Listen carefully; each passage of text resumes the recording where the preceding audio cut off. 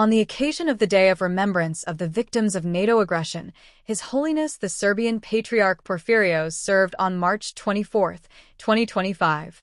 Below is the sermon of His Holiness the Patriarch. In the name of the Father, the Son, and the Holy Spirit.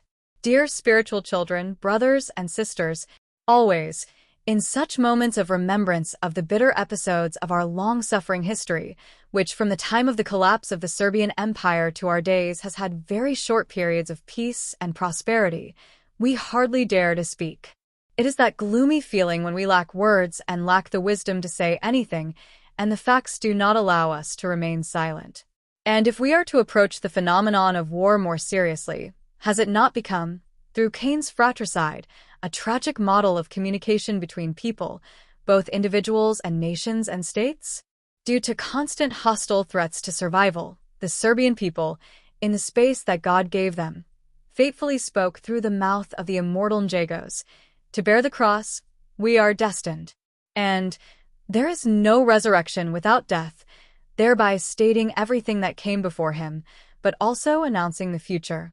This actually reveals to us that David, speaking about himself and his people, was actually telling about each of us, both as individuals and as a people. The bloody bombing feast that was carried out over our homeland and people so that it would not happen that the Serbs would welcome the new century and millennium in peace, revealed both our faces and the faces of our tyrants and enemies.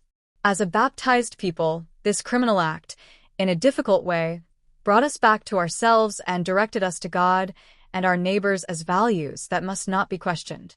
Then, as rarely before, we were able to dedicate ourselves to understanding and adopting the words of Christ. Love your neighbor, and even further and more deeply than that, love your enemies. And tonight we call the same commandments of love to mind and into our hearts.